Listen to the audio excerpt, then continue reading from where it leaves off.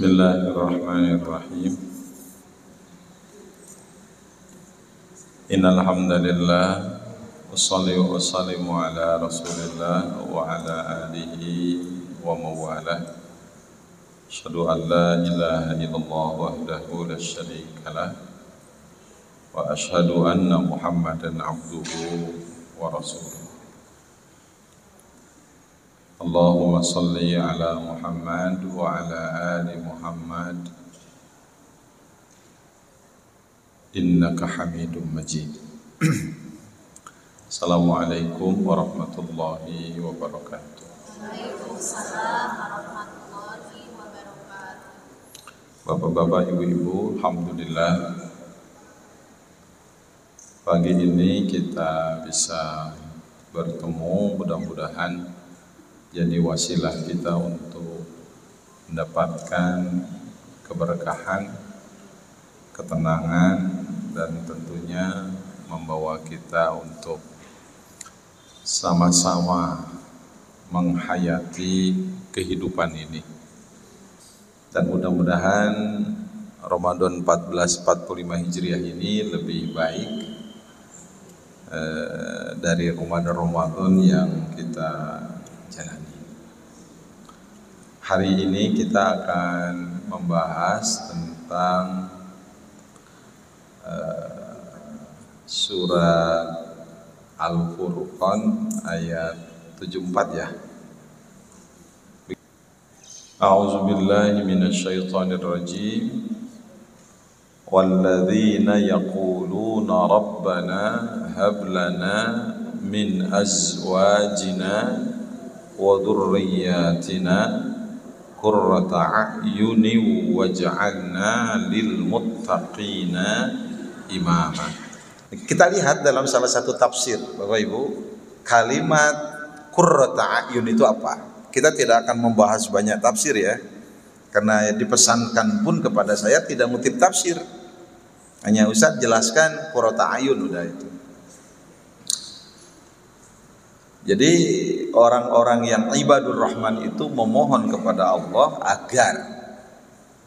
agar diberikan istri ini pasangan dan keturunan, azwaj yang menyejukkan mata,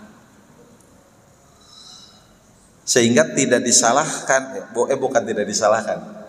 Ada seorang ibu yang bertanya kepada saya ketika dia single parent dan tidak berniat nikah lagi, maka kalimat azwajnya itu dilewat. Jadi Rabbana hablana wa dzurriyyatina, dia tidak berani membaca azwajina karena dia tidak bermaksud menikah lagi. Terus ditanya ke saya, boleh nggak Ustaz? Jawabannya sombong. Nah, gitu aja. Jawabannya apa? Sombong. Dia bilang saya takut tidak bersama suami saya di surga. Itu kesombongannya. Karena pertama dia sudah mengaku calon surga. Betul kan? Ya kan, saya takut tidak bersama suami saya di surga. Dia sudah mengaku calon surga. Begitu kan? Dan yang keduanya, cita-citanya rendah. Dia hanya ingin bersama suami di surga, tidak bersama Rasulullah gitu loh. Betul ya Bu? Jadi ketika ibu sendiri boleh nggak nikah lagi? Ketika ibu suami meninggal atau apa, boleh nggak nikah lagi? Boleh, kalau ada yang mau. Nah itu yang ibu garis bawahi sendiri loh itu. Kalau ada yang mau, itu yang harus digaris tebal. Dan di zaman Rasul tuh ada seorang sahabat yang dia kalau tidak salah sampai 7 kali menikah. Kemudian sahabat itu meninggal terus gitu Pak suaminya. Mungkin sekarang viral itu. Kalau ada orang kayak gitu ya menikah, meninggal sampai 7 kali. Ya, kemudian orang ini bertanya ke Rasulullah, ya Rasulullah, bersama siapa saya di surga? Luar biasa itu. Rasul mengatakan, engkau akan bersama dengan suamimu yang lebih soleh, yang paling soleh. Artinya begitu. Tapi ada juga suami yang tidak mau bersama istrinya di surga. Ada apa? Ada. Saya bilang dalam pengajian, mudah-mudahan bapak-bapak kita bisa bersama istri kita di surga. Dia bilang, janganlah Pak Ustaz, peperiheun di dunia tabiri ribuh kumanena atau di surga tong jeung manehna. Geus rieuh hirup teh jeung manehna teh atuh berapa cenah kudu ka bawa-bawa ka surga jeung manehna teh atuh ulah atuh Ustaz. Geus kapok abi teh. Saya kira ini apa namanya? Banyak sejarah lah Ibu ya. Ada sejarah yang kurang enak mungkin. Itu Bapak Ibu. Oke? Nah, kalau kita lihat di dalam tafsir Ibnu Katsir, saya merujuk Ibnu Katsir satu saja Pak ya. Bahwa yang dimaksud dengan yaquluna rabbana hab lana min azwajina wa dhurriyyatina qurrata a'yuni waj'alna lil muttaqina imama, yakni alladzina yas'aluna Allah. Mereka itu memohon kepada Allah, ibadur rahman itu, ayukhrija min aslabihim, agar Allah mengeluarkan dari sulbi mereka, wa dzurriyyatihim, dan keturunan mereka, mayyuti'uhu, generasi atau pasangan yang taat kepada Allah. Itu qurrata ayun itu. Jadi memohon kepada Allah agar istrinya, suaminya, pasangannya, dan anak-anaknya itu menjadi apa? Yuti'u, orang yang taat kepada Allah. Ya, karena ketaatan ini Bapak Ibu yang membuat kita tenang, bahagia. Ibu senang nggak punya suami yang taat kepada Allah? Senang. Banyak melakukan ibadah. Senang. Ya itu luar biasa. Ketaatan itu. Karena suami yang soleh itu tidak akan berzina, betul nggak Bu? Tidak. Kalau menikah lagi mungkin, gitu kan? Karena mungkin. Iya kan? Betul nggak? Bapak setuju nggak dengan pendapat saya?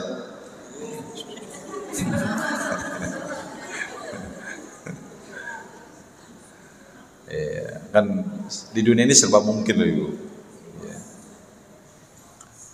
Wa ya'buduhu, dan pasangan hidup generasi yang tidak hanya taat kepada Allah tapi ya'buduhu wahdah la syarikalah, dia beribadah kepada Allah dan tidak syirik. Ini qurrata ayun. Jadi qurrata ayun itu berarti kalau menurut Ibnu Katsir itu memohon kepada Allah agar pasangan dan generasi itu menjadi orang yang taat kepada Allah, beribadah kepada Allah dan tidak syirik. Karena ketika kita memiliki penyimpangan dalam hidup, kemudian tidak beribadah kepada Allah pun tidak, dan kita melakukan syirik, Bapak Ibu, nah itulah di antara hal-hal yang membuat kita jauh dari ketenangan. Kayak kenapa dikatakan taat kepada Allah melahirkan ketenangan? Ini begitu kan berarti kan? Ibadah kepada Allah dan tidak syirik itu melahirkan ketenangan. Karena orang yang ibadah kepada Allah totalitas hidupnya pasrah kepada Allah. Kan begitu. Padahal begini Bapak Ibu, model sekarang ini kita lagi saum ya Pak ya, kita lagi saum. Kenapa kita melakukan saum? Karena taat kepada Allah. Kenapa Ibu mengeluarkan uang dan memasukkan uang ke kenceleng? Yang pertama karena punya uang, itu jawabannya itu karena punya uang. Betul nggak? Ya sekarang beriman pun kalau nggak ada uang bisa dimasukin nggak? Nggak ada, karena punya uang. Tapi punya uang itu dilandasi dengan keimanan. Begitu ya. Kan ada orang yang punya uang tapi tidak dilandasi keimanan, jadi nggak mau. Ya, ada orang yang Atau gini, atau dia punya uang tapi kebutuhannya bukan untuk ngenceleng, ada begitu kan. Maka kita nggak boleh seudon, wah ini kalau nggak ngenceleng, oh nggak cinta Allah, ya nggak juga. Nggak ngenceleng itu dia tidak mengeluarkan uang, Kan begitu Pak ya. ya kebetulannya ada berapa kenceleng? 20. Udah subhanallah, 20 kenceng. Oh supaya itu teka lewat ya Ibu. Nyantai aja Pak, nyantai, jangan terlalu ini serius. Jam segini ini kan biasanya habis sholat duha itu ngantuk, betul ya? Makanya saya harus agak pelan-pelan gitu ya, biar waktunya cepat selesai. Sudah lama saya tidak di Istiqomah ceramah ini. Ya, sekarang banyak banyak lama sekali. Jadi hampir setahun sekali saya ceramah di Istiqomah. Ya. Itu Bapak Ibu sekalian. Ya. Jadi ibadur rahman itu memohon kepada Allah agar keturunannya itu taat, beribadah dan tidak syirik. Karena orang syirik itu nggak enak hidup Pak. Silakan kalau Bapak tidak percaya syirik saja kepada Allah, kita nggak akan pernah tenang. Model gini, Bapak cinta kepada seorang perempuan, kemudian perempuan itu dipelet, syirik kan? Tenang tidak? Tidak. Karena perempuan itu mencintai tanpa dasar hati yang sangat dalam. Kan begitu. Dia tidak akan pernah tenang. Begitu. Tapi kalau istri kita mencintai kepada kita sangat, Bapak tenang tidak? Tidak juga. Tidak juga. Kalau Bapak hidup dengan orang yang sangat mencintai, susah, nanti posesif. Pak di mana, ngapain, sama siapa, posesif. Video call itu berbahaya juga menurut saya. Betul nggak Bu? Iya, makanya yang kita inginkan bukan orang yang posesif, tapi orang yang sangat mencintai suami, mengerti suami. Ya, tapi suami juga tidak boleh nipu. Kan banyak sekarang tuh suami, bukan banyak ya, ada beberapa suami yang termasuk suami ejaan lama gitu kan. Jadi istrinya itu curiga karena suami ejaan lama. Kan kalau ejaan lama tuh nulis Jajang itu kan Yayang gitu. Jadi istrinya, "Pap, si Jajang tuh udah 6 kali nelpon nggak kamu angkat-angkat." Ternyata itu Yayang, itu bukan Jajang gitu kan. Itu suami ejaan lama gitu. Sehingga istrinya curiga itu Ibu. Nggak boleh Pak ya. Nah, jadi keimanan itu yang mendorong kita melakukan amal soleh gitu kan. Keimanan itu yang mendorong kita untuk melakukan ketaatan kepada Allah. Ibu, bapak, kemudian sedekah hari ini itu dikarenakan kita taat kepada Allah. Itu. Ya. Itu yang pertama, ya punya uang lah itu. Jadi bahkan kata Ibnu Abbas begitu. Jadi ibadur rahman itu memohon kepada Allah agar diberikan pasangan dan keturunan yang taat kepada Allah, karena ketaatan itulah yang menjadi penyejuk mata di dunia dan di akhirat. Itu Bapak Ibu. Makanya kalau ibadur rahman itu menurut Ikrimah juga ya, lam yuridu bidzalika sabahatan wala jamalan. Mereka tidak mau juga punya keturunan dan pasangan yang ganteng-ganteng, enggak itu. Walakin aradu ayyakun muti'in. Itu kata Ikrimah. Bahkan mereka berharap pasangan dan keturunannya itu orang yang taat gitu. Karena ketaatan ini itu melahirkan ketenangan. Kan kalau mohon maaf, kecantikan itu kadang-kadang membuat suami tidak tenang juga. Betul nggak Pak? Bapak punya istri yang cantik, tenang nggak? Saya tanya nih, Bapak punya istri yang cantik, tenang tidak Pak? Tenang nggak? Nggak ya Pak ya? Kalau keluar tuh, "Mah, awas mah, pakaian mah," kan gitu tuh, nggak tenang.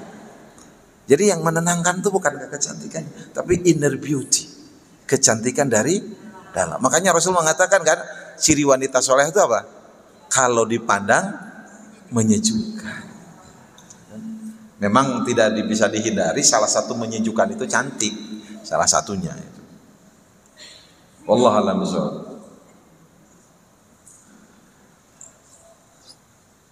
Ibnu Jurayj mengartikan wahab lana min azwajina wa dhurriyyatina qurrata a'yun, itu artinya ya'budunaka wa yahsununa ibadat. Jadi mereka beribadah kepadamu ya Allah, dan mereka memperbaiki ibadah kepadamu.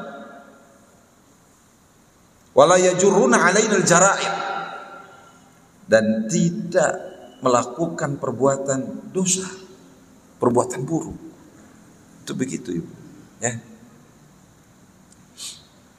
Jadi intinya apa Bapak Ibu sekalian? Intinya, jadi qurrata a'yun itu berarti memohon kepada Allah agar istri, suami, pasangan kita itu dan keturunan kita menjadi orang yang ibadah kepada Allah, taat kepada Allah, tidak syirik kepada Allah, memperbaiki ibadah kepada Allah, dan hidup dalam aturan Allah. Itunya gitulah. Itu qurrata a'yun yang membuat kita tenang, damai, itu begitu. Dan ini diminta oleh ibadur rahman kepada Allah.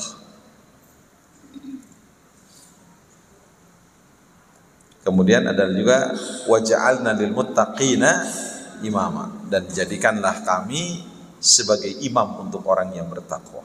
Imam itu di sini artinya apa? Ya. Hudatan muhtadin wa du'atan ilal khair. Jadikan kami orang yang bisa mengajak manusia kepada kebaikan. Itu maksudnya begitu.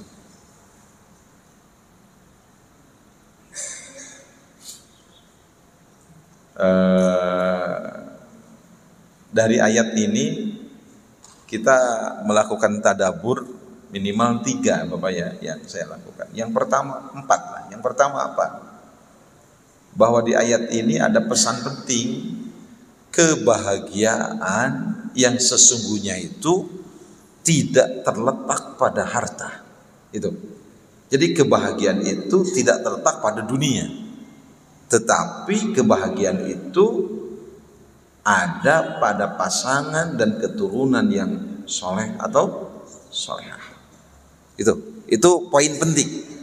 Di ayat ini kita bisa ngambil ibrah yang cukup ya buat kita, bahwa kebahagiaan buat seseorang tidak terletak pada dunia ini, tetapi terletak pada pasangan dan keturunan yang soleh atau solehah. Ini barangkali Bapak Ibu, dan kita perlu itu. Ya. Ya tinggal kalau kita lihat,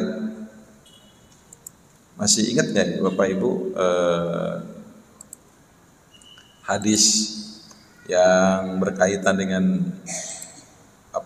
sumber kebahagiaan itu, Pak? Masih ingat nggak Bapak Ibu hadis yang bahwa sumber kebahagiaan itu salah satunya istri solehah? Bedakan kebahagiaan. Ini kan kebahagiaan ini. Bahagia itu apa, Bu? Bahagia. Jadi di ayat ini kita mengambil satu intisari, salah satunya kebahagiaan itu tidak terletak pada dunia ini, tetapi kepada pasangan dan keturunan yang soleh atau soleh. Ya.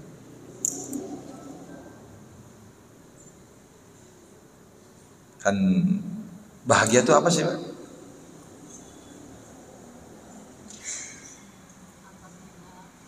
Apakah sukses melahirkan kebahagiaan? Belum tentu ya. Betul.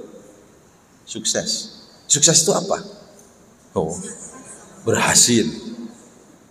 Berhasil tuh ada film kartun kayak gitu ya, apa itu? Oh, apa, Bu? Alright.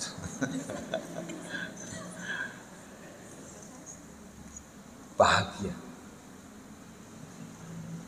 Kalau dalam Kamus Besar Bahasa Indonesia, bahagia itu adalah suatu keadaan pikiran atau perasaan kesenangan, ketentraman hidup secara lahir dan batin yang maknanya adalah untuk meningkatkan visi diri.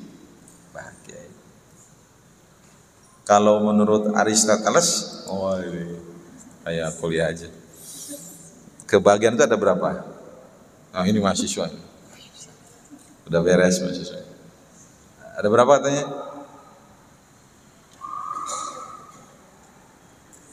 Syarat kebahagiaan itu apa?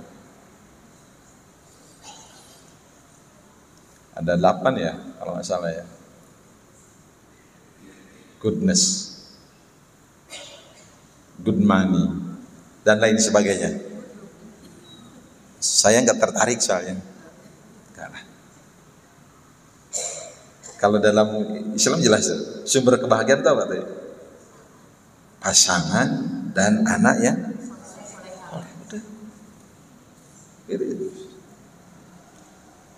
Bapak punya uang banyak tapi istri nggak solehah, seneng nggak Pak? Ibu punya uang banyak, suami nggak solehah, nggak solehah, soleh. Makanya saya sering nanya ke ibu-ibu, ibu pilih suami yang soleh miskin atau benghar burau?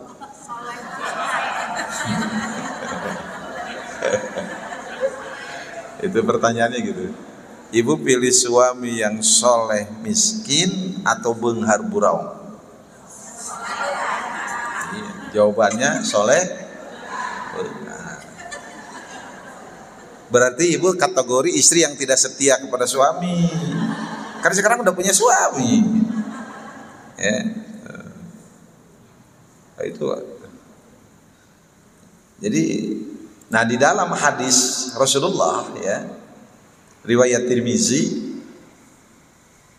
Rasulullah kan menyebutkan itu sumber-sumber kebahagiaan itu ada 3. Apa itu? Lisanun dzakirun, ya kan? Wa qalbun syakirun, wa zaujatun salihatun tu'inul mu'min ala imanihi. 3 itu. Itu kan harta yang lebih baik dari emas dan perak. Yang pertama apa? Lisanun dzakir. Yang kedua, qalbun syakirun. Yang ketiga, zaujatun salihatun tu'inul mu'min ala imani. Jadi lisan yang senantiasa berzikir, hati yang senantiasa bersyukur, dan istri solehah yang membantu iman suaminya. Kan begitu itu. Itu begitu Bapak Ibu. Ya, mudah-mudahan kita punya ini Pak ya. Gitu. Jadi sumber kebahagiaan itu. Kalau lisan yang berzikir, contohnya apa Bapak Ibu? Lisan yang berzikir itu harta yang sesungguhnya itu, Pak.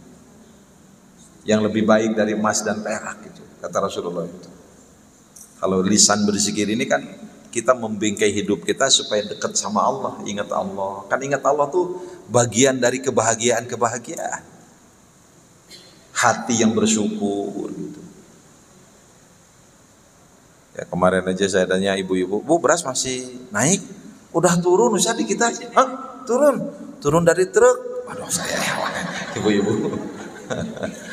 Ayah ibu-ibu. Aduh. Nah, ada bahagia mah bukan oleh beras ada Ustadz katanya. Hebat itu. Tapi bagaimana kita bisa mengisi Ramadan dengan sebaik-baiknya melaksanakan ibadah. Waduh itu. Luar biasa jawabannya Bapak Ibu. Ya.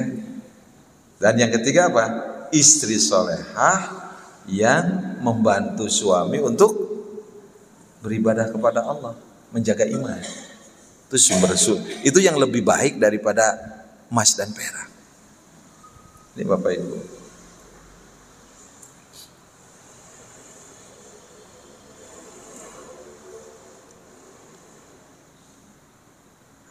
Banyak-banyak istighfar berarti ya. Kalau lisan berzikir, Kan istighfar salah satu zikir itu. Hati yang bersyukur berarti apa? Kalau hati bersyukur apa?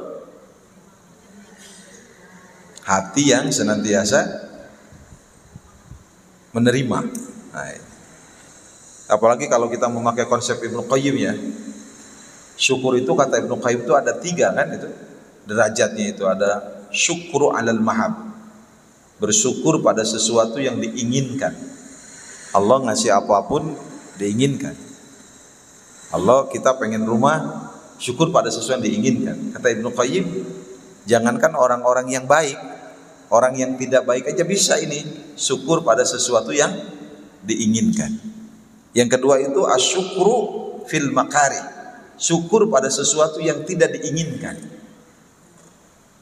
Ya, dikasih sakit masih syukur, dikasih rugi syukur. Berat nggak Pak? Kalau tadi syukur pada yang diinginkan mudah itu, tapi jenis kedua ini syukur, dikasih sakit syukur, dikasih gagal syukur. Itu kata Ibnu Qayyim, orang yang jenis kedua ini dia ini akan apa? Akan disuruh oleh Allah dari depan pintu surga. Itu kata Ibnu Qayyim. Dan yang ketiga derajatnya itu alla yashhadal abdu ilal mun'im.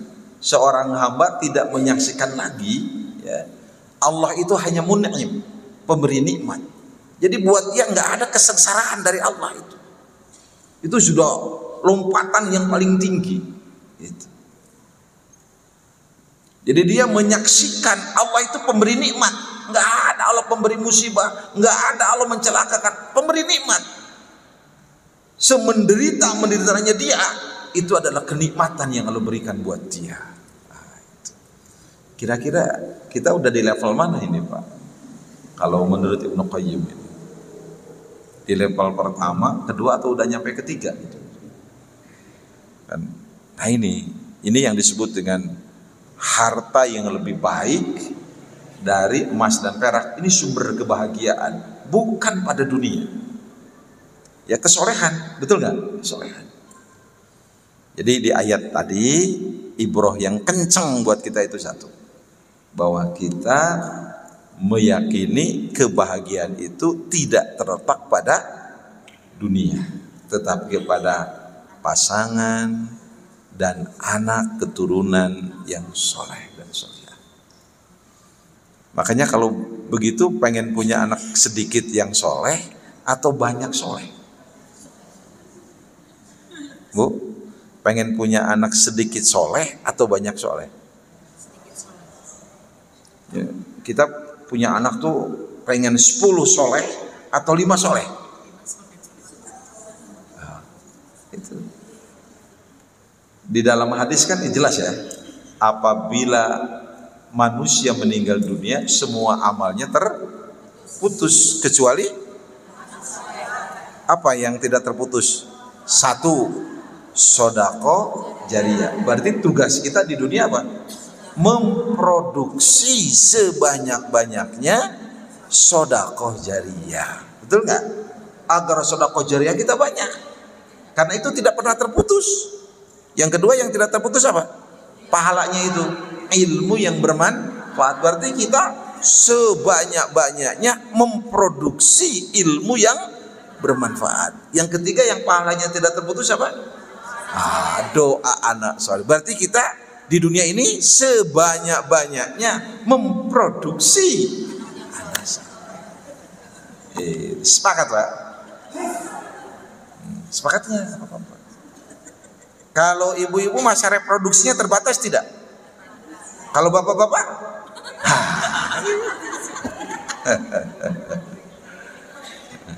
Saya gara-gara ngomong gini ada laporan ke Usikoma Ustaz Daub yang dipakai lagi. Itu orang hebat itu.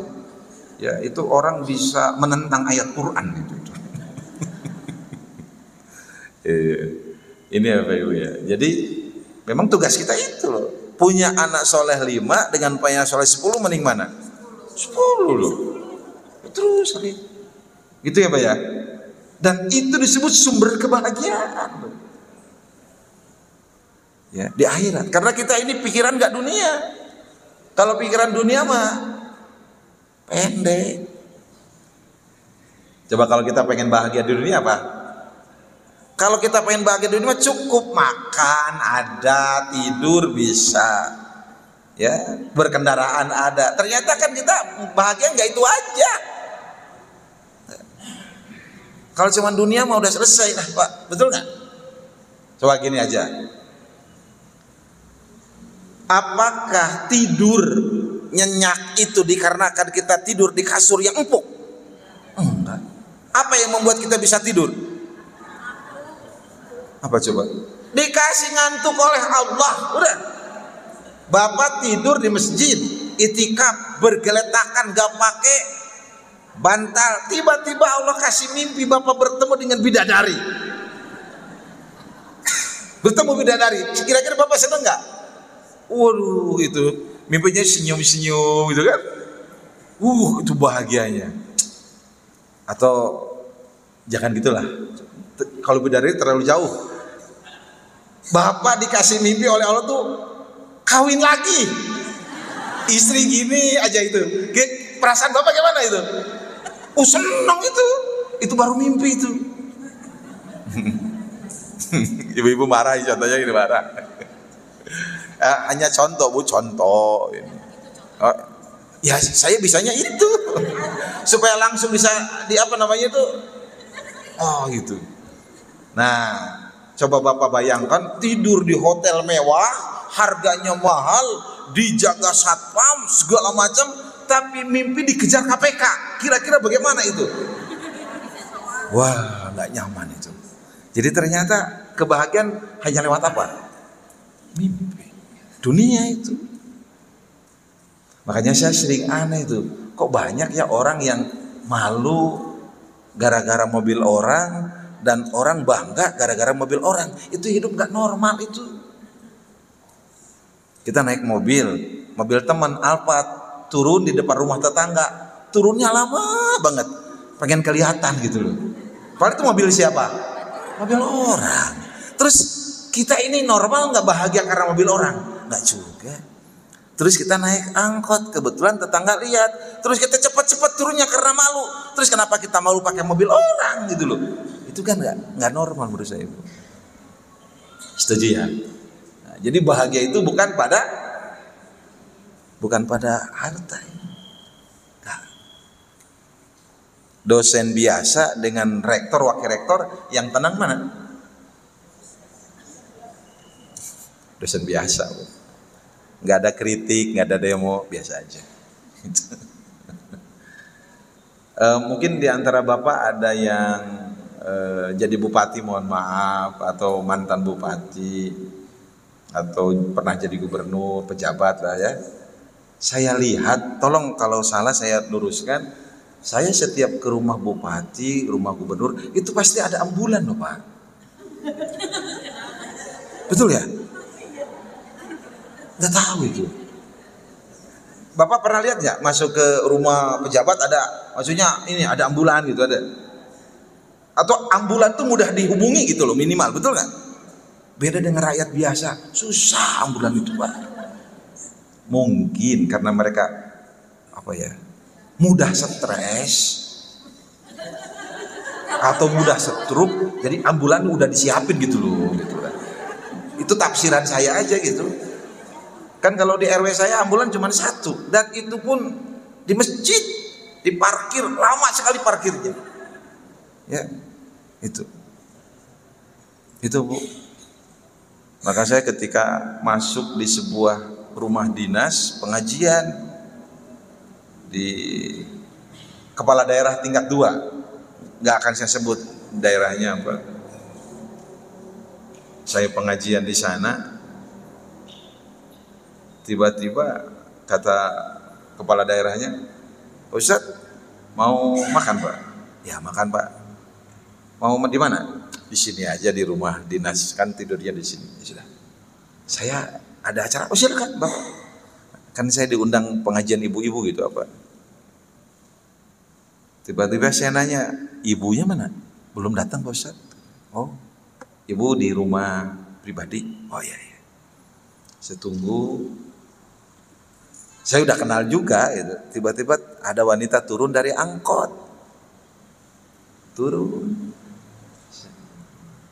Oh itu ibu. Oh, iya. Subhanallah. Bu naik angkot. Pak Ustadz Dama, mohon. Naik angkot ibu. Angkot juga mobil.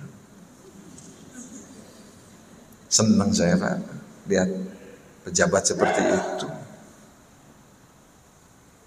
Mudah-mudahan bisa 2 periode Bu. Saya langsung berdoa Pak. Walaupun saya tidak akan nyoblos dia karena beda daerah kan ya. Tapi lihat turun dari angkot. Walaupun belum tentu gitu kan, tapi cerminan. Dia bilang angkot juga mobil Ustadz itu. Dan saya tanya, sering? Ibu mah sering katanya ke pasar aja sendiri. Oh. Biasa aja, nggak mau mewah, biasa aja. Oh ya, makasih. Nanti saya ceramahin, gitu. Saya ceramahkan nanti. Ceramahin. Saya ceramahin juga di sana. Itu Bapak. Artinya apa? Nah, itulah kebahagiaan. Betul Bu? Makanya jangan terjebak dengan dunia ini. Seperti Ramadan sekarang Bapak. Yang Bapak rasakan apa? Apa kenikmatan kita sekarang? Apa punya makanan enak sekarang bahagia? Enggak juga. Bahagia itu ketika dengar azan. Aduh, luar biasa. Allahu Akbar. Itu. Maka Rasul mengatakan kan, lis-shaim farhatan. Buat orang yang puasa itu dapat 2 kebahagiaan. Kebahagiaan pertama apa? Farhatun indah iftarih. Dia bahagia ketika buka. Senang sekali itu Pak. Gak tahu itu. Senangnya luar biasa. Kalau orang senang terus-terusan tiap hari, kira-kira sehat nggak? Itulah puasa menyehatkan karena senang tiap hari kita Pak. Allahu Akbar, Allahu Akbar. Woi, adan. Wah, itu anu taranane adan besok nanya Ramadan mah. Geus adan can biasanya nggak pernah nanya dia itu. Tapi begitu bulan Ramadan tiba-tiba langsung disiplin dengar azan maghrib.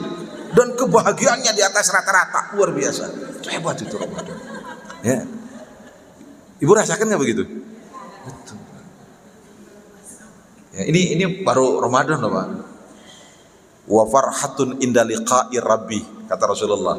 Dan kebahagiaan orang yang puasa itu ketika bertemu dengan Allah. Fariha bisaumihi, dia bahagia dengan puasa yang dikerjakannya.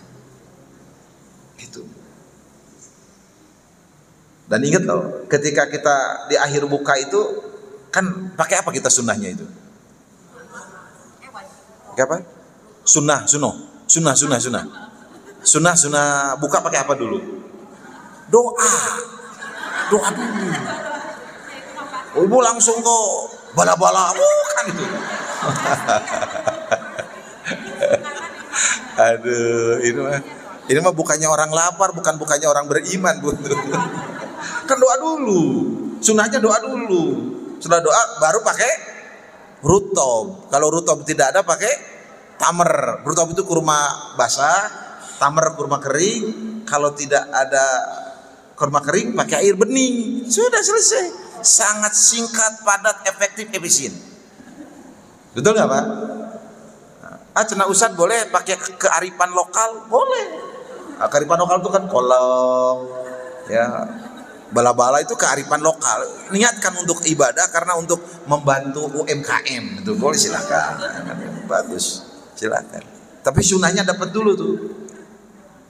Dan ada doa kan? Di ujung saum itu ada doa yang diijabah itu. Kita memohon mudah-mudahan ibadah kita diterima. Saya itu kalau di Masjidil Haram pas umroh atau pas haji, saya suka ikut buka. Karena ingin berkumpul dengan orang-orang soleh. Saya bawa anak sih pas umroh sama keluarga. Ayo Mas, kita buka. Bi, kan kita nggak puasa, malu. Peperiheun urang teh atuh puasa henteu, atuh buka-buka ngilu. Niatnya itu berkumpul dengan orang soleh. Itu kebahagiaan. Ternyata cukup dengan itu bahagia itu. Betul ya Pak ya? Nah, jadi sumber bahagia itu apalagi kalau istri soleha. anak soleh. Aduh, udahlah. Itu kalau bahasa anak muda nggak ada obat. Betul ya, sekarang tuh anak muda itu kalau udah bagus banget tuh nggak ada obat. Apa itunya? Apotek tutup. Itu nggak ada obat, itu sudah. Kalau sudah bagus banget tuh anak muda. Jadi kalau makanan enak nggak ada obat gitu. Kok makanan enak nggak ada obat gitu. Ya, istilahnya sekarang begitu itu anak muda itu. Jadi kalau sudah wah nggak ada obat itu kan gitu. Apotek tutup misalnya itu kan. Itu Bapak Ibu ya. Nah, itu yang pertama, ibrohnya Pak. Sebenarnya bisa ditayangkan tapi inilah biar ini aja ya, biar ini aja. Yang kedua apa ibrohnya buat kita? Nah ini semangat untuk membahagiakan pasangan. Kalau saya yang ibrohnya ini dari mana? Ini bahwa kebahagiaan seorang mukmin ibadur rahman itu adalah ketika dia punya pasangan yang soleh atau solehah. Berarti jadilah kita laki-laki yang soleh untuk pasangan kita supaya dia bahagia, dan jadilah kita istri yang solehah supaya suami kita bahagia. Nah, berarti semangatnya apa? Semangat membahagiakan pasangan. Itu konsep hidup yang bahagia itu kalau kita semangat membahagiakan pasangan. Itu sepakat Bu? Jadi kalau kita ingin bahagia, miliki semangat membahagiakan pasangan. Gitu. Kan kita itu di dalam Quran disebut apa? Suami istri itu pakaian. Ya kan? Surat apa itu? Al-Baqarah ya. Ayat 187. Uhilla lakum lailatas siyamur rafathu ila nisaikum hunna libasul lakum wa antum libasul lahunna. Al-Baqarah 187. Ya.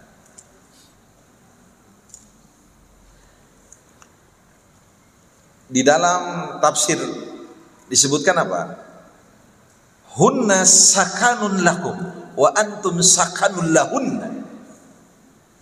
Kamu sumber kedamaian buat mereka dan mereka pun sumber kedamaian buat kamu. Ya, ketenangan. Itu kan. Jadi dari ayat ini ya ada ibroh buat kita. Kebahagiaan suami kalau punya istri solehah. Kebahagiaan istri kalau punya suami soleh. Dan hendaklah kita semangat untuk membahagiakan pasangan kita. Jadi orang soleh atau soleha supaya dia bahagia. Gitu. Kalau orang semangat membahagiakan, kira-kira menuntut tidak? Tidak. Maka hidup yang bahagia tuh semangat bukan semangat di. Semangat memberi, bukan semangat diberi. Semangat mencintai, bukan semangat dicintai. Itu sumber-sumber kebahagiaan. Pakaian dalam Al-Baqarah 187, pakaian itu apa? Tadi dalam tafsir, kamu sumber kebahagiaan, mereka sumber kebahagiaan, ketenangan. Ya.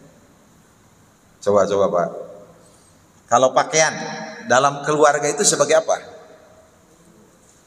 Satu, biasanya pakaian itu apa? Makna pakaian dalam keluarga apa? Melekat. Betul tidak? Ini melekat kan? Artinya maka itu dipakai. Kalau dibuka ini pakaian bukan? Bukan. Maka suami istri harus melekat. Dia adalah aku adalah dia. Nah, itu. Gimana ya bahasanya? Engkau adalah aku adalah engkau. Dunia milik berdua, orang lain ngontrak. Wow, melekat. Kan kita itu dilekatkan itu.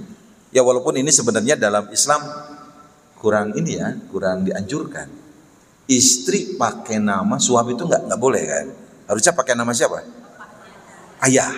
Tapi di masyarakat kita kan biasa. Saya baru tahu nama tetangga itu pas pemilu. Ya. Waktu sebelumnya saya nggak tahu Ibu Bambang. Tapi begitu pemilu, oh Ibu Anu namanya, pemilu itu. Ya. Melekat. Maka jangan sampai suami istri tidak melekat. Harus pakaian itu melekat. Melekat. Kan itu makna pakaian dalam keluarga itu. Kedua apa? Saling membutuhkan. Bapak butuh pakaian nggak? Butuh. Ibu butuh pakaian. Nah, suami istri saling membutuhkan. Kalau suami butuh istri, istri butuh suami, dijamin keluarganya abadi, abadi, jamin. Karena saling membutuhkan. Hancurnya rumah tangga kalau tidak saling membutuhkan. Semarah-marahnya ibu kalau ke suami dan ibu butuh suami, udah nggak akan protes. Semarah-marahnya bapak kepada istri tapi bapak membutuhkan istri, nggak akan pernah kita jauh dari istri. Ibu butuh suami nggak? Butuh nggak? Bapak butuh istri? Kalau sudah saling membutuhkan. Makanya kalau sudah saling membutuhkan itu, sebelum tidur kita pegang tangan istri gitu atau pasangan kita. Maafin papa ya. Papa itu belum bisa membahagiakan mama lahir batin. Malah mama minta umroh aja bulan Ramadan papa belum bisa ngasih. Maafin papa ya. Ibu digituin sama suami gimana? Kan solehah ibu mah. Gimana respon ibu? Terharu nggak? Terharu dipegang tangan suami sambil dicium. Jangan ngomong kayak gitu pak. Papa itu sudah jadi sumber kebahagiaan buat mama. Kalaupun kita belum bisa umroh, kan kita udah dapat pahala umroh katanya. Ya, makasih Maya. Itu yang solehah. Itu kalau yang nggak soleh gimana? Ketika suami maafin papa ya ma, papa belum bisa membahagiakan mama loh. Kalau yang nggak soleh, emang baru nyadar, alhamdulillah sekalian taubat. Ya Allah. Itu cilaka itu, cilaka. Kalau kita saling membutuhkan begitu. Berani nggak kita kalau membutuhkan istri kita marah sama istri pak? Nggak berani. Sayang. Betul nggak? Berani nggak ibu curiga kepada orang yang kita butuhkan? Makanya aneh kok suami dicurigai, WA-nya diperiksa. Itu yang mengurangi pahala puasa itu. Setuju nggak pak?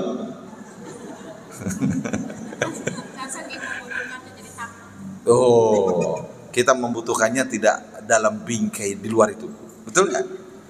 Jangan curiga karena suami itu tidak pantas dicurigai. Ya, kan yang membatalkan puasa banyak ya. 3 yang membatalkan puasa, tapi yang merusak pahala puasa banyak. Kalau batal puasa kan makan, minum, hubungan suami istri, termasuk diinfus kan itu tidak membatalkan ya, karena orang diinfus itu tidak puasa. Gitu.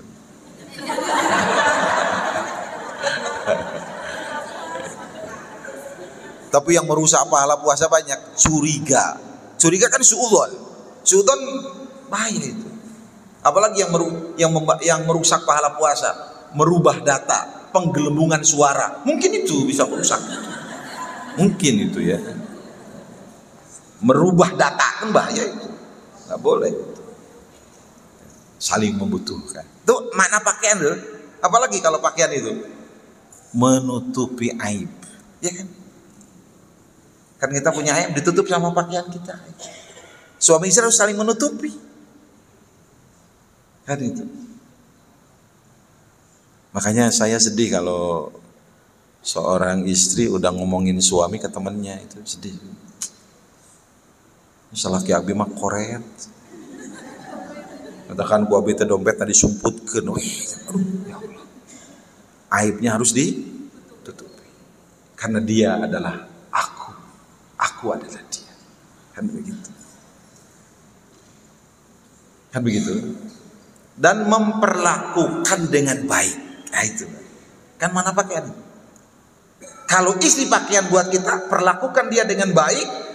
Dan kalau dia suami kita dan dia pakaian kita, perlakukan dia dengan baik.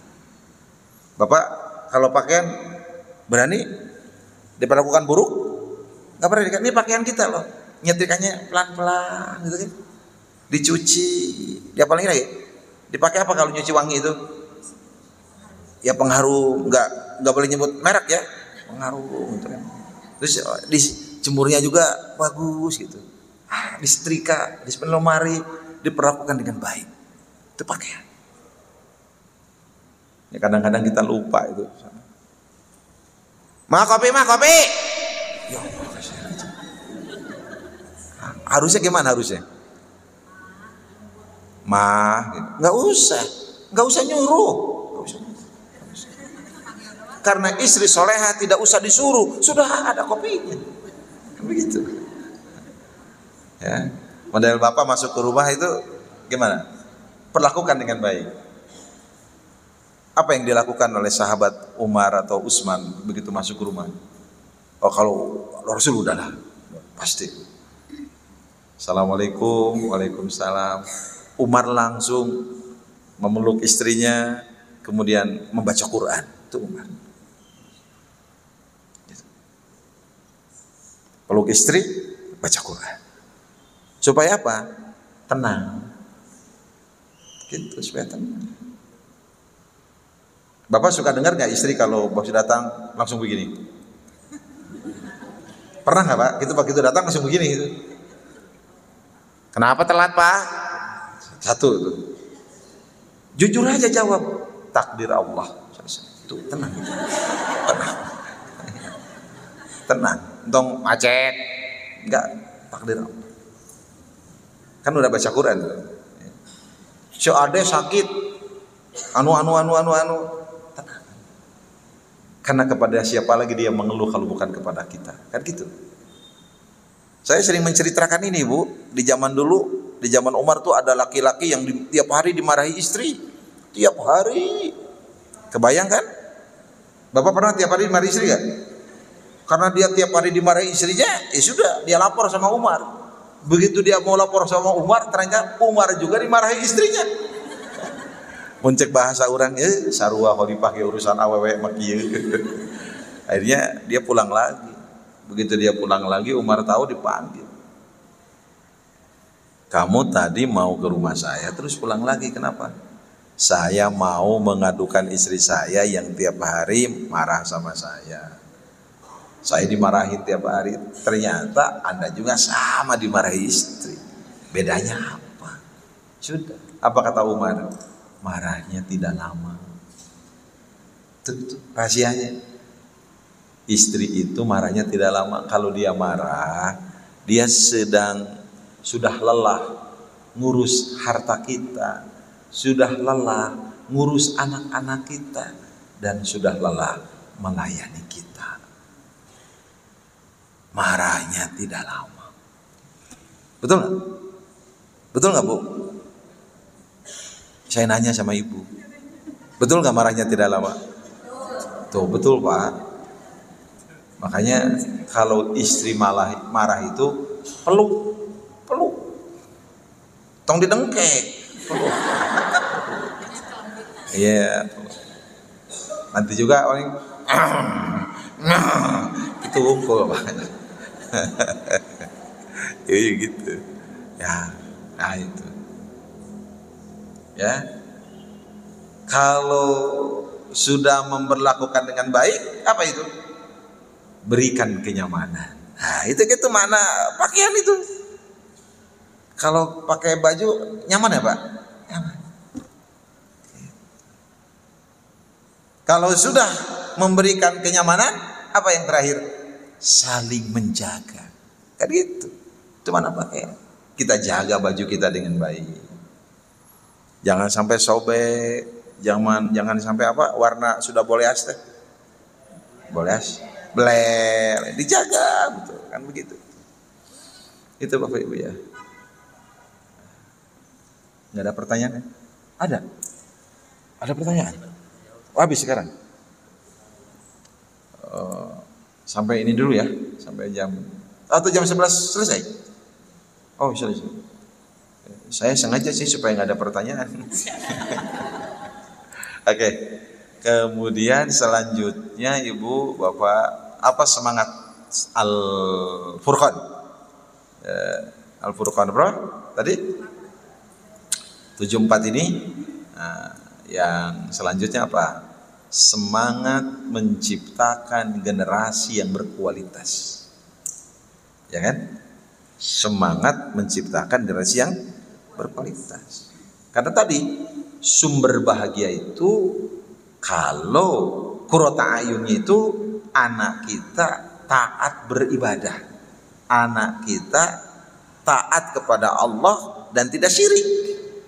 Berarti kalau kita ingin anak kita qurrata ayun, ciptakanlah generasi yang berkualitas. Banyak ya dalilnya ya. Kita harus mengarahkan keluarga kita ke surga kan. Surat apa itu? Tahrim ayat 6, jaga keluargamu dan dirimu dan keluargamu dari neraka. Kemudian surat An-Nisa Ibu ya, ayat 9, kita dilarang oleh Allah memiliki generasi yang lemah. Nah itu kan, itu ciptakan generasi. Kenapa? Karena menciptakan anak soleh, Bapak Ibu lebih berpengalaman daripada saya, itu bermula dari orang tua. Bermula dari orang tua. Kita tidak mungkin bisa menciptakan generasi yang soleh kalau kitanya tidak soleh. Kita tidak mungkin anak kita dekat dengan Quran kalau kitanya jauh dari Quran. Kita tidak mungkin bisa mengarahkan anak kita mencintai Allah kalau kitanya tidak cinta kepada Allah. Kan gitu ya.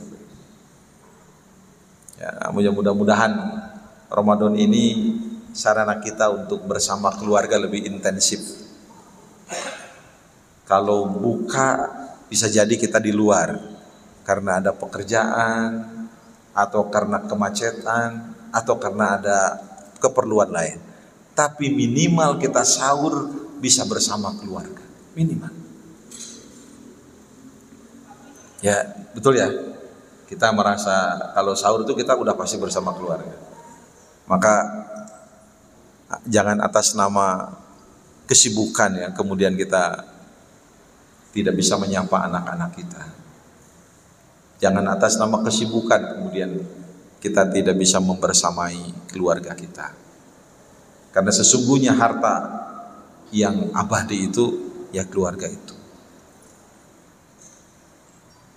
Itu Bapak Ibu ya. Semangat untuk mendidik generasi yang soleh. Dan itu bermula di kita. Ya. Sampai kalau kita lihat di dalam ayat Quran,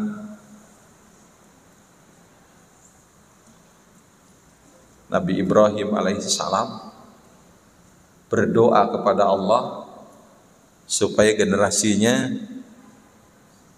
menjadi orang yang menegakkan sholat. Tapi sebelum generasinya, Ibrahim berdoa buat diri sendiri. Rabbi ja'alni muqimas sholat wa min dzurriyyati. Ya Allah, jadikan aku orang yang menegakkan sholat juga keturunanku. Artinya apa? Tidak mungkin anak kita menjadi orang soleh kalau tidak dimulai dari kita. Maka bersyukur kalau anak kita sudah soleh, Bapak, tanpa ada, mohon maaf ya, kan ada itu anak-anak yang soleh tanpa orang tua yang soleh gitu. Ada itu. Bersyukurlah. Gitu. Ya, kemudian yang terakhir, karena waktunya Ibu kita buat pertanyaan, semangat ayat ini surat apa? Al-Furqan 74 ini ibrohnya adalah semangat berdakwah, semangat menjadi teladan. Waj'alna lil muttaqina imama. Jadikanlah kami imam untuk orang yang bertakwa. Kalau kemenag mengartikan dari kemenag itu, jadikanlah kami sebagai pemimpin bagi orang-orang yang bertakwa. Artinya apa?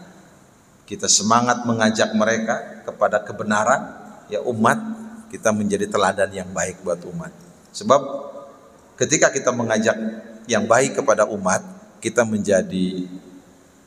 memiliki kontrol sosial.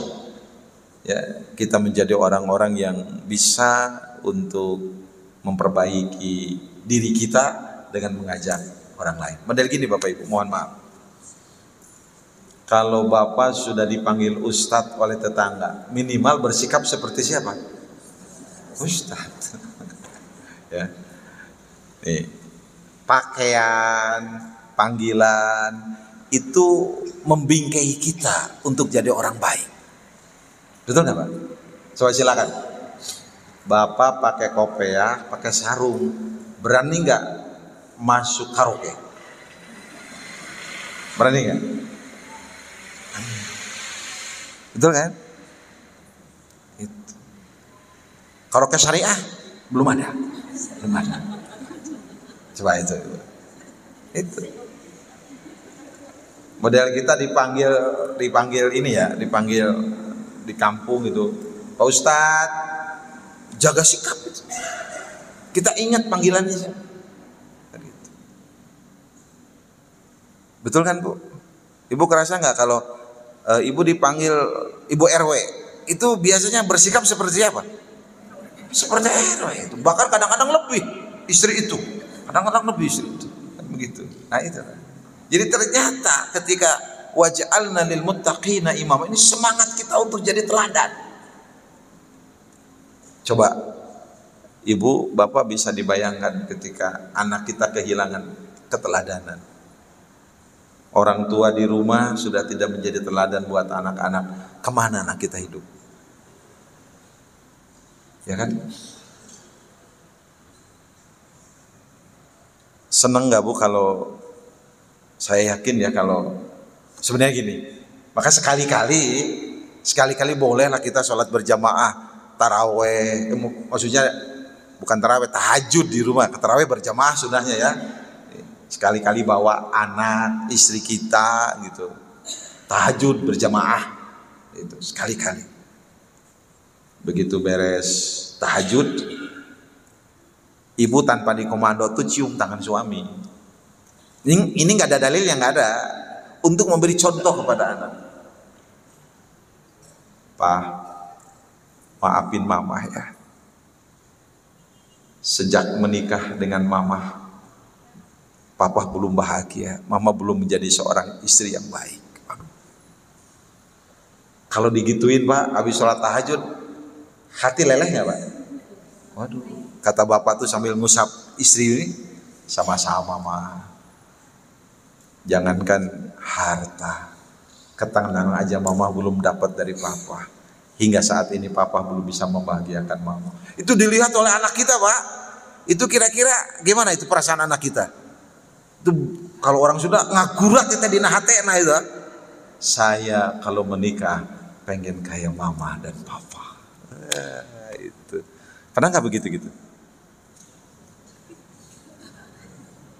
Kalau kita susah. Makanya kalau bertengkar jangan di depan anak. Katanya begitu kata orang tua. Betul ya Bu ya? Betul. Kan anak. Jadi teladan. Makanya saya suka senang gitu lihat ibu-ibu ngaping anak. Apa ngaping itu bahasa Indonesia? Ya. Makan pakai tangan kanan sayang. Aduh, bagus itu. Itu. Jangan pakai tangan kiri, tangan kanan. Sunnah Rasulullah. Waduh, cakep. Viral kan beberapa waktu lalu tuh ada anak balap makan kerupuk, tapi dia nggak mau. Ada kan itu? Karena dia sama gurunya sama orang tuanya dilarang makan berdiri. Diem aja makan. Enggak. Karena dia nggak boleh makan berdiri. Itu luar biasa itu. Makan harus duduk katanya. Nah, kan senang itu punya anak gitu itu. Makanya kalau kadang-kadang istri lagi nyontoin makan pakai tangan kanan, suami datang. Waduh, enak dong makan pakai tangan kiri sambil berdiri. Aduh, ibu jangan menjatuhkan martabat suami. Langsung berbisik, pap lagi ngasih contoh anak makan pakai tangan kanan. Jangan barudak kayak apa setan gerbaran hakan. Kan yang makan pakai tangan kiri siapa? Begitu dalam hadis kan? Oh janganlah, hancurlah wibawa suami kita, jangan bu. Cukup. Jangan dianggap setan. Ibu berbisik. Pap, lagi ngasih contoh. Sudah ya? Pas jam 11. Alhamdulillah, semoga bukan hanya sekadar menambah ilmu kita saja, tapi bisa menambahkan kita kepada Allah Subhanahu wa taala. Mungkin barangkali dua pertanyaan. Boleh. Gak ada? Kakak? Ada nggak? Biasanya mah masalah keluarga supaya dulu kan. Gak ada, udah paham. Ada, mangga ibu. Apa? Ada door prize? Ada door prize buat?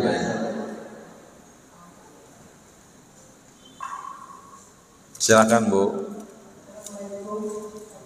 Waalaikumsalam warahmatullahi.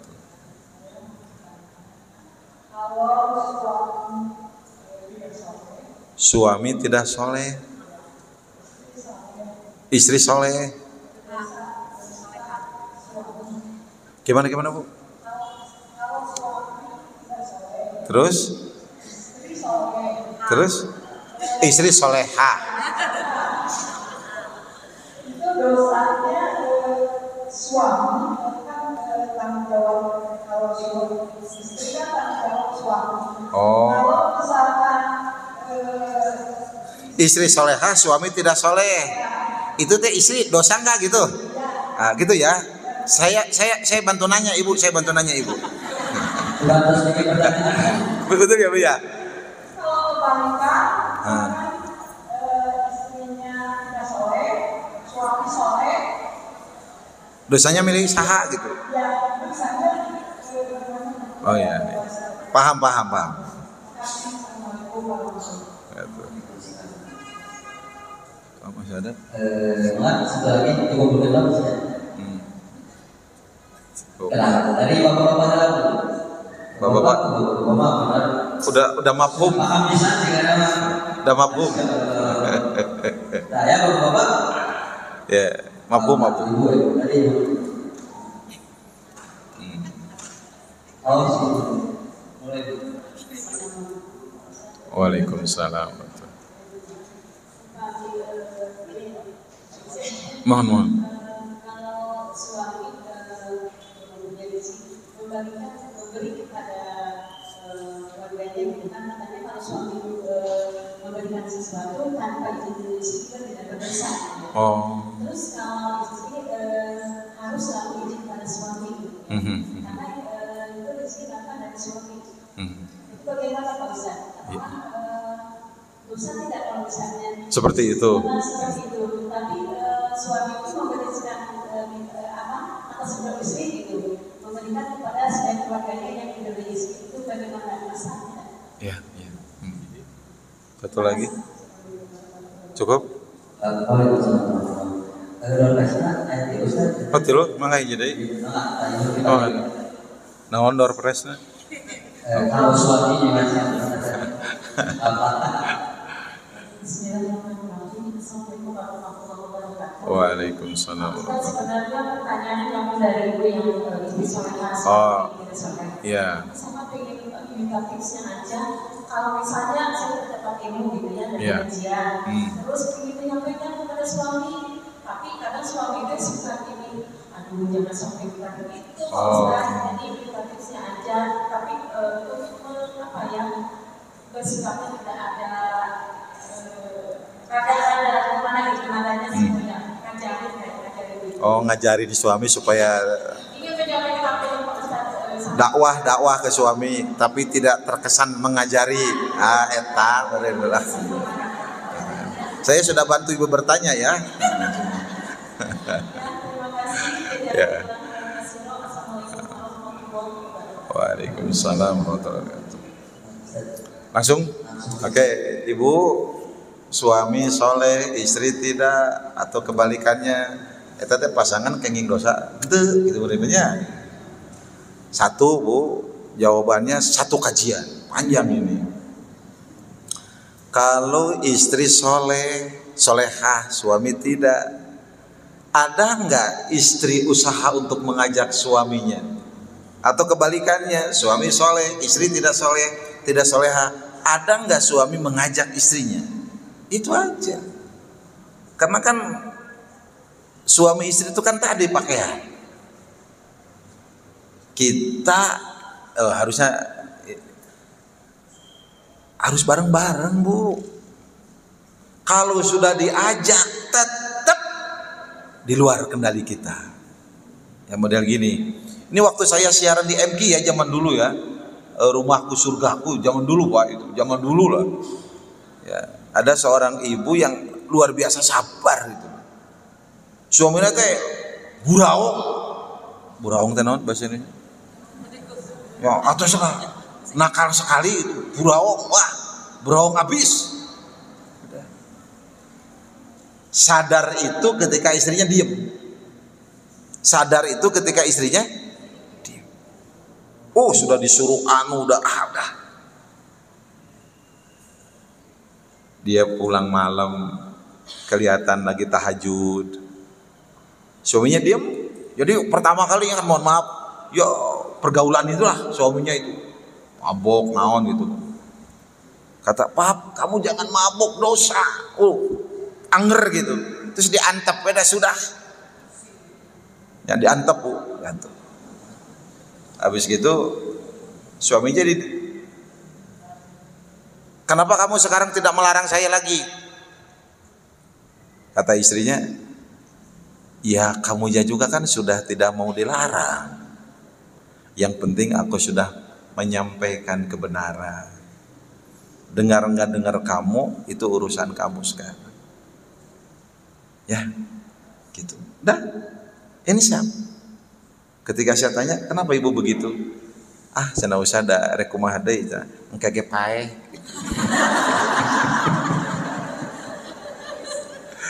Dia udah tenang gitu loh, udah lelah dia. Tapi jadi insaf suaminya gitu loh. Jelas ibu ya, kalau tidak berkontribusi atau kita membiarkan pasangan kita dalam kemaksiatan, dalam kesalahan, kita kebawa dosa. Kan suami yang baik itu, ingat di dalam hadisnya, apabila suami bangun kemudian membangunkan istrinya. Jadi yang harus jadi subjek siapa? Yang jadi imam siapa? Jadi tanggung jawab siapa mendidik istri? Suami. Kalau suami tidak bagus, istri bagus, tanggung jawab siapa? Istri. Memberitahu imam yang salah, betul tidak? Iya. Makanya bapak-bapak harus jadi imam yang baik, jangan jadi makmum yang masbuk. Kan banyak sekarang imam masbuk. Apa salah satunya? Bangun tidur dibangunkan istri. Itu namanya imam yang masbuk. Itu makanya wibawa seorang suami itu ketika dia bangun tidur tanpa dibangunkan istri. Bahkan dia yang membangunkan. Itu. Alhamdulillah. Kebahagiaan suami itu ada kalau kita jadi imam. Minimal, "Mah, bangun mah." Udah bangunin. Kitanya udah bangun, udah sholat, udah segala macam. Gitu. Kalau baik sih begitu bangun langsung bangunin. "Mah, bangun, tahajud." Jangan dibangunkan istri. Itu begitu. Itu minimal gitu ibu ya. Tergantung kita membiarkan tidak. Maka membiarkan kemaksiatan di rumah itu kan dosa, dayus nantinya. Ya. Yang kedua, ibu, kalau suami ngasih uang sama ibunya, boleh nggak bu? Boleh. Karena tanggung jawab suami itu tidak selesai kepada orang tuanya walaupun sudah punya istri. Justru ibu harus bahagia kalau punya suami sayang sama ibunya, berarti dia laki-laki soleh. Gajinya 35 juta, 5 juta untuk istrinya, 30 juta untuk ibunya. Soleh tidak suami itu? Soleh pisan. Luar biasa. Kalau anak berbakti ke orang tua, rezekinya ditambah tidak? Nah, pasti berlimpah. Pasti. Itu Bu. Sekarang apakah harus izin? Gak usah. Kan tanggung jawab dia, paling ngasih tahu, "Mah, aku ngasih uang ya sama ibu aku," kata suami. "Oh iya Pap, karena kita istri soleha. Kamu ngasih apa? Ini uang 2 juta. Jangan atuh, sok tambahin 10 juta atuh, biar bahagia ibu kamu teh." Nah itu soleha. Hari nuta soleha mah. Berapa kamu ngasih Pap? 2 juta. Sekalian imah bereken. Nah, itu berarti tidak soleha. Nah sekarang bagaimana kalau istri mau ngasih atau beramal soleh, harus izin suami nggak? Saya tanya Bapak yang punya uang, tergantung uangnya Bu. Uang siapa itu? Kalau ibu bekerja, terus ibu punya uang, ngasih izin nggak? Oh kan, udah tahu jawabannya. Paling ngasih tahu, "Pap, sorry ya." "Sorry apa?" "Aku ngasih uang dari uangku." "Oh, suami soleh mah bagus mah bagus. Kamu jadi anak soleha, sok bahagiakan keluarga kamu. Pemberian aku tidak bisa ngasih sama orang tua kamu, sok kasih sama kamu, bagus." Dak, suami soleh mah akan seneng istrinya melakukan amal soleh. Makanya saya mah aneh, kok kenapa kita ini suka susah ngasih ke ibu. Saya mah yakin kalau kita ngasih ke orang tua, uang teh balik deui, Bu. Saya rasakan betul. Begitu saya kasih uang ke ibu saya, kata ibu saya dulu almarhumah, "Jangan, buat istri kamu aja." "Udah ada mak," "Atuh buat anak-anak udah ada." "Atuh buat apa?" "Udah ada, ini buat emak ini, buat emak ini." Udah diambil, udah disimpan uang itu, nggak dipakai. Torojol itu apa? Torojol datang mendadak, torojol. Ya torojol anak saya, cucu emak gorehel, tak gorehel tenan bahasa Indonesia. Itu bahasa Sunda tak? Gorehel. Pasikeun we ka incuna. Jero hate teh duit aing, jero hate. Teorinya begitu. Makanya saya mah kalau habis ngasih uang ke orang tua, insya Allah uang bakal balik lagi ke saya. Itu buktinya itu. Bukti itu. Maka saya kalau habis ngasih uang ke orang tua, saya suruh datang anak saya. Balik deh. Ya, itu multi level pahala. Betul kan? Ya jadi nggak usah bingung. Bapak yang hadir di sini seneng nggak kalau istri ngasih uang dari uang kita ke keluarganya? Seneng. Dapat pahala nggak? Dapat. Harus didukung. Nah itu Bu. Makanya saya justru saya suka mempertanyakan kenapa ada suami yang kok marah istrinya melakukan amal soleh. Ya, sudahlah dari awal kita sudah saling memahami. Sok mah, kalau kamu mau ngasih ke orang tua mah uang dari sana saja secukupnya, asal tidak mengganggu kebutuhan kamu. Nah, kan bagus itu. Yang terakhir, bagaimana mengajari suami memberitahu kegiatan dakwah segala macam materi dakwah supaya tidak terkesan mengajari gitu Bu ya.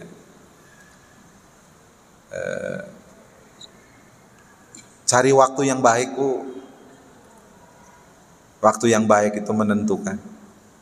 Jangan gampang nge-share. Jangan gampang nge-share. Ini mau ada ustadz ceramah. Di antara ciri-ciri laki-laki yang jahat itu adalah yang mempersulit belanja seorang istri. Langsung di video, kirimkan ke salaki. Sadar moal salaki, moal dijamin. Cek salaki teh ulah ngaji deui sia, gitu paling gitu. Jangan Bu, betul gak? Cari waktu yang tepat. Ingat, Cari waktu yang tepat. Satu. Kenapa cari? Jangan-jangan suami waktunya tidak tepat. Yang kedua, selain cari waktu yang tepat, yang kedua itu lihat situasi. Apakah dia situasinya mood, tidak dikasih tahu. Kan kadang-kadang tidak mood. Suami itu baru datang dari kantor. Kalau datang dari kantor lagi apa suami, Bu? Lelah. Alhamdulillah datang. Pengajian, Pak. Ciri-ciri laki-laki masuk neraka jahanam. Biar mama ngaji. Kira-kira Bapak dengerin nggak? Cari waktu, cari situasi. Biasanya Bapak kalau enak dikasih masukan lagi ngapain, Pak? Sebelum tidur sok paseha tetep tutur rambut. Ya ngobrol tenang. Silakan Ibu cari situasi yang tepat. Nah, yang ketiga, keluarkan dari hati. Sesuatu yang lahir dari hati akan masuk ke dalam hati. Gak usah merekayasa, ngomong aja dari hati. Padahal Bapak assalamualaikum masuk ke dalam rumah dari hati yang bersih, diterima di hati. Sesuatu yang lahir dari hati akan masuk ke hati. Assalamualaikum, waalaikumsalam. Papa datang, nikmat itu. Sebagus-bagusnya Bapak salam, tapi bukan dari hati, gak bisa. Di depan pintu tanya ujung celengkeng, tanon celengkeng teh. Celengkeng. Assalamualaikum warahmatullahi wabarakatuh. Kira-kira kalau Bapak baca itu di depan rumah, gimana respon istri?